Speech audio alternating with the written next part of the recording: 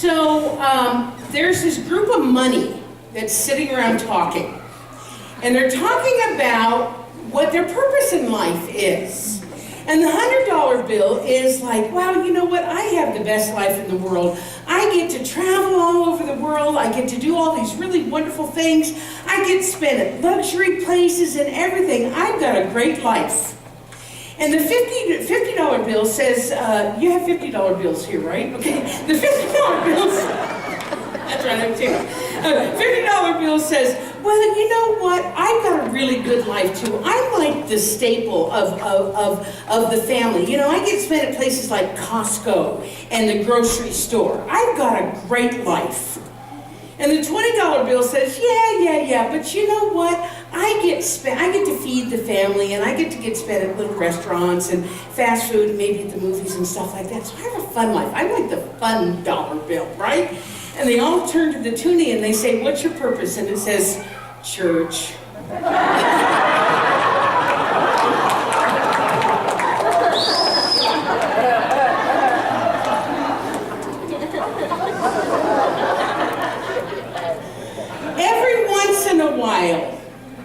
It is important for a minister to do what's known as the money talk.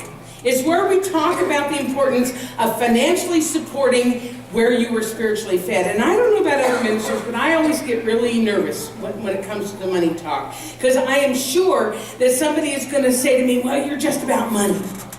And you know, I got to tell you, nothing could be further from the truth. That's why I only do it once a year. We're all about energy. We're all about the love of the divine. And part of the teaching about energy and the love of the divine is to talk about the law of circulation. The premise of the law of circulation is very simple. Everything in life, whether it's money or it's love or it's energy or it's time or it's blood in the body or it's the air that we breathe, needs to flow. It needs to circulate. Otherwise, things get stopped up.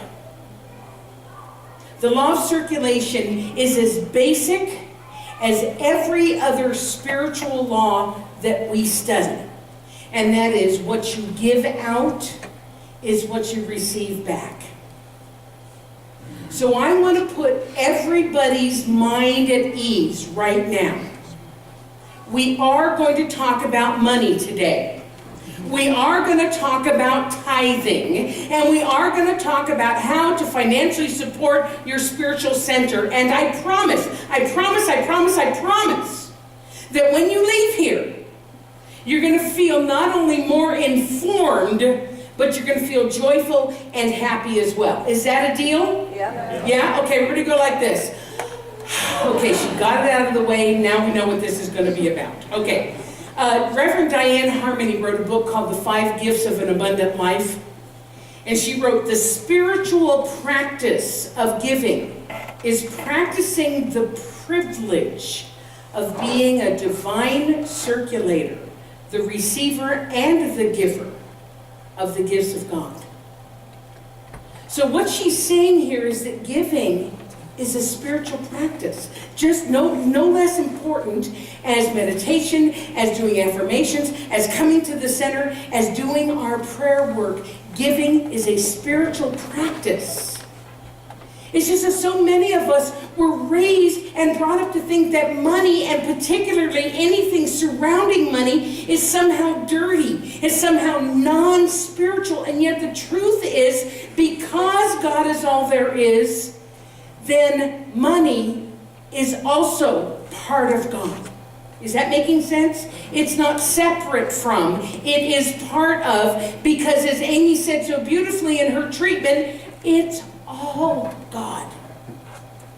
So instead of thinking of it as being the root of all evil, and you do know that's not the quote, right? You know, we were brought up to think the quote is, money is the root of all evil. It's actually the love of money is the root of all evil. So instead of thinking of it as being dirty or the root of all evil, we can think of it as one of the ways that the divine shows up in our lives in a very tangible and concrete way. Of course, it's not the only way that the divine shows up in our lives, but it is a way, and it certainly gets our attention. Would you agree? Can I get an amen? Yeah. Are you guys out there? Yeah. Are you happy? Yeah. Are you joyous? Yeah. Are you free? Yeah. Okay, here we go. Let me tell you what Ernest Holmes, our founder, we got a number of new people here. So our founder of our teaching, his name is Ernest Holmes, and he wrote a book called The Science of Mind. And he wrote this: God is spirit. Spirit is substance, and substance is supply. This is the keynote to a realization of the more abundant life, to the demonstration of success in financial matters. It is right that we should be successful, for otherwise the spirit is not expressed. That's another way of saying that who we are and what we are is a divine expression of God. And so I wrote a book called Giving God a Good Time, because I actually believe that, and one of the ways that we express the divine is through our successes. God is having that experience of success through us and as us. So there is no God substance and then some other kinds of substance, because God is all there. It is all God substance. Are you with me? Is this making sense? And it is meant to be expressed. It is meant to be enjoyed, and it is meant to be used abundantly. This God substance, think about it as just the energy that is all around us. And it is limitless. The energy, the substance of the divine is limitless. And the only way that it can come into our lives is according to our acceptance of it.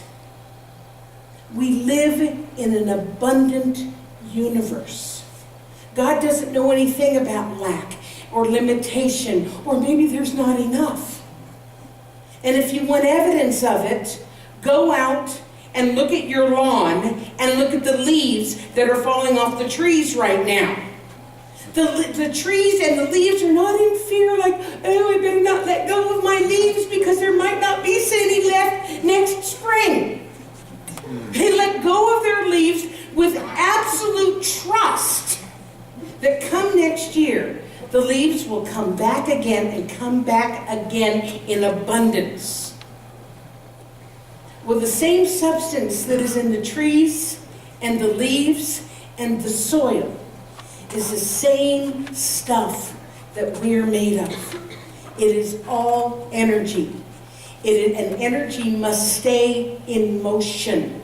It must move. It must flow. So I want you to think about what's going on inside your physical body right now. Your cells, the air you're breathing, the blood that's flowing through your veins. Think about what would happen if any of those energy systems were stopped up for any length of time. If our cells stopped multiplying, we would die. If we stopped breathing, we would die. If our blood stopped moving and circulating, we would die. We would die. Because everything in the universe is made of the same energy, including money. Then the same thing happens as it is in our body. It is in our world of effect, our outside world. So if we hold on to something too tightly for fear that there isn't enough, we are stopping the flow of energy. If very little goes out, very little can come back in. Now I want you to understand, this is not because God or the universe is withholding from us, because it can't. It is the divine givingness. It cannot withhold from us, but it can only provide to us to the level of our belief. You understand what I'm saying like that? So if we go to the ocean of our good to take out what we believe that we can have, if we go with a thimble, that's all we're going to have. If we go with a tanker truck, then that's what we're going to have. If we go with, what's even bigger than a tanker truck? A ship tanker full to fill it up, that is what we are going to receive. So if our belief about lack and limitation and not enough is small, then that becomes our vessel to receive, and it is limited to that belief. So Spirit can only provide to us according to that level. However, and there's good news here. Emerson, who loves Emerson? Oh, we love Emerson. And Emerson says, nature abhors a vacuum. Abhors means hates or cannot bear. Nature abhors a vacuum, meaning that when there is an empty space, nature rushes in to fill it. So let me give you an example. True story. When I began my ministry 16 years ago, it was at a center in California in 1998, and there was practically no money. There were 12 people in the congregation.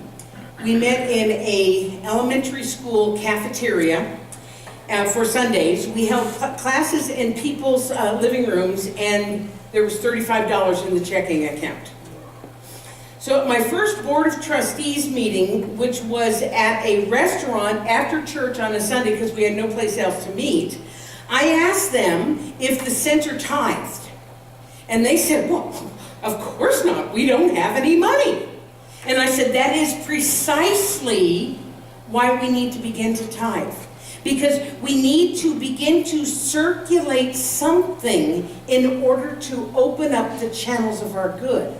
Because when we hold on for fear of not being enough is stopping everything up. So we began very small.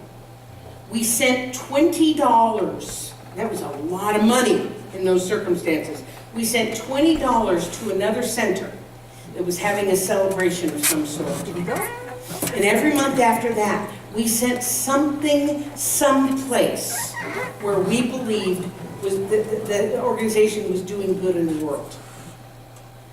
And lo and behold, we began to grow.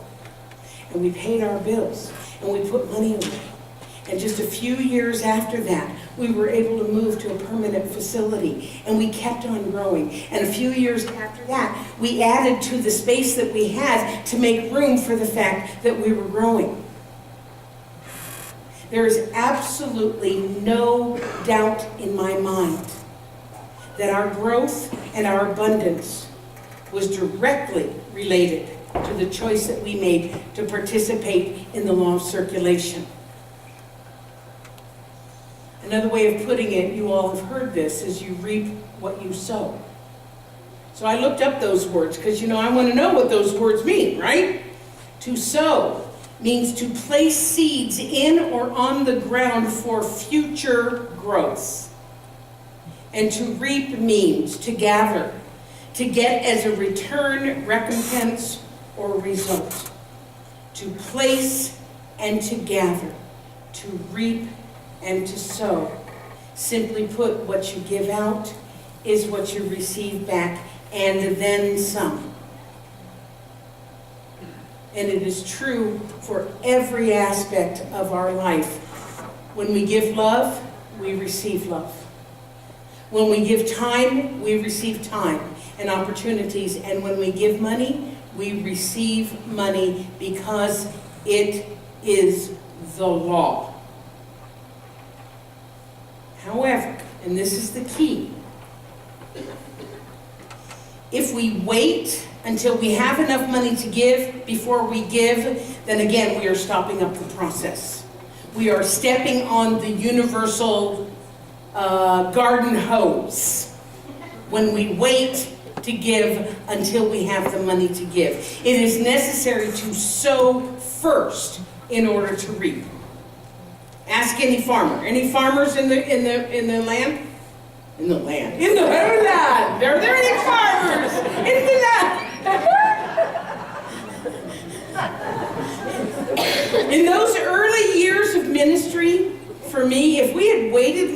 had money in the bank before we began giving, we would still be waiting. We had to step out in faith, and the universe returned back to us in spades. As Napoleon Hill said, there would be no advantage to be gained by sowing a field of wheat if the harvest did not return more than was sown. Read that again. There would be no advantage to be gained by sowing a field of wheat if the harvest did not return more than was sown. In other words, we give a little and the universe returns a lot. You cannot outgive God. You sow a little and God returns a lot. Let me give you another example. Ever since I became a minister, I have been a tither.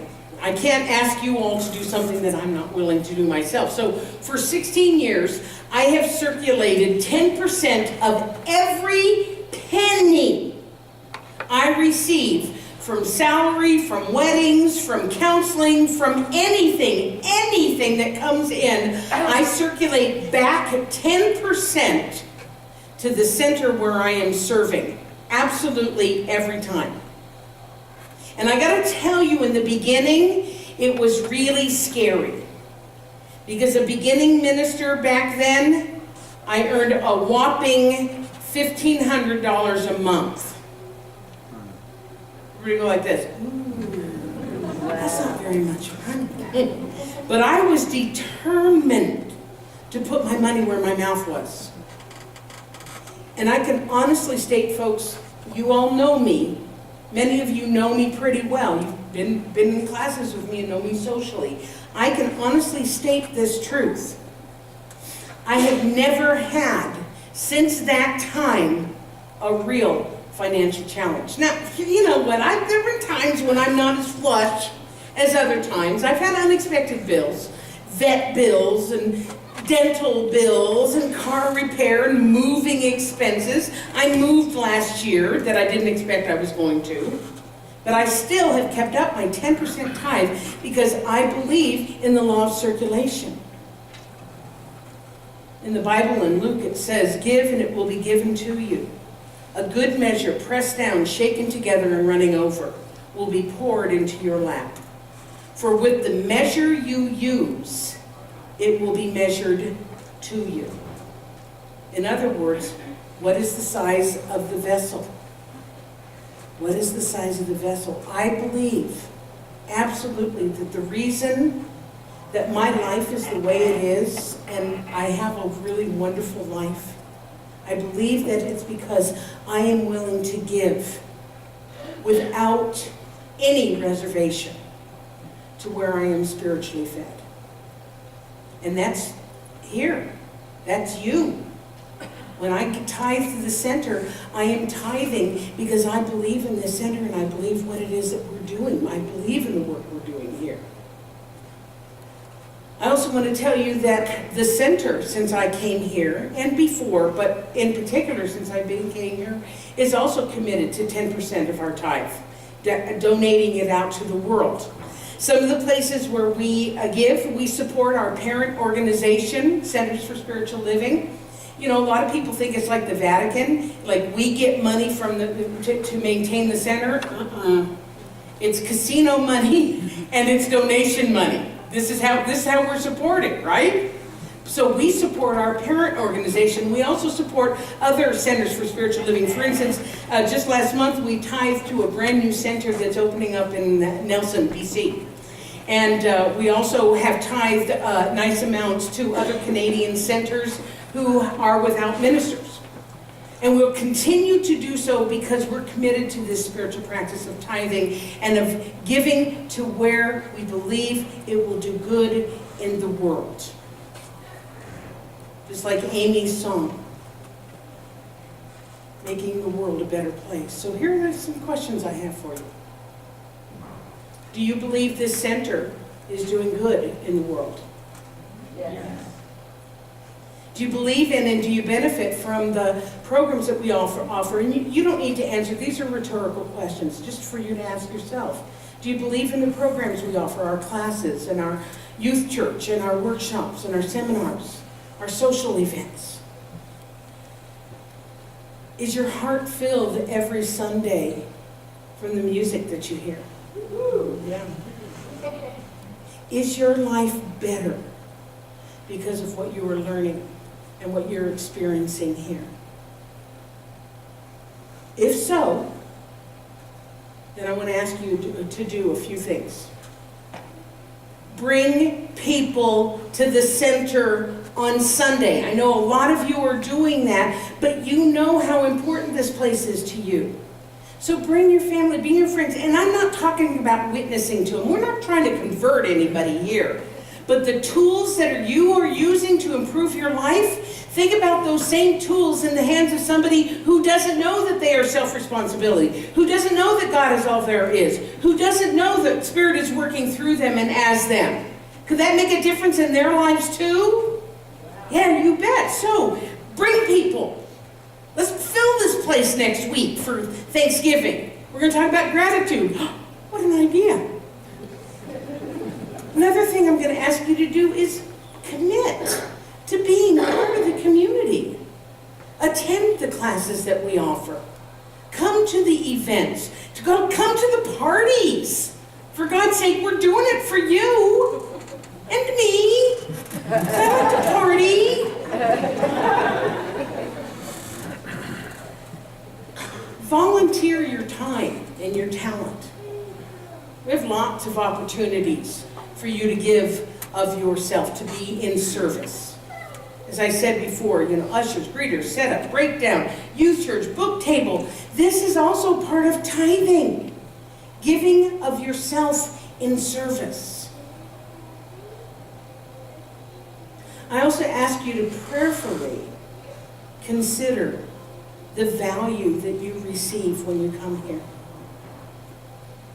The value that you receive, whether you are giving at the level that you are receiving. In other words, just like the joke I told earlier, if you're receiving $100 worth of level and you're giving a loonie, then maybe think about that. You reap what you sow. I have people who say, I love coming here to the center. I get this great professional music. I get to hear a talk, and it doesn't cost me the price of a movie. Really? Could be a dumb rom-com, and that's not worth more to you than what you are learning here. So just think about that. And finally, I ask you to keep the center in your prayers. Keep the center in your prayers. This is great energy and power in prayer. And I'm not giving this talk because for any other reason than it's time to give the money talk. We're fine. We're fine. But we want to do more. We want to be out there more. And that's going to take you all helping and participating and giving and praying for the center. Affirm our good. Affirm your own good and affirm our good as well. Can we do that? Yes. Yeah. So I'd like to close by doing that. Ernest Holmes wrote a wonderful affirmative prayer on abundance and prosperity. Oops. And I know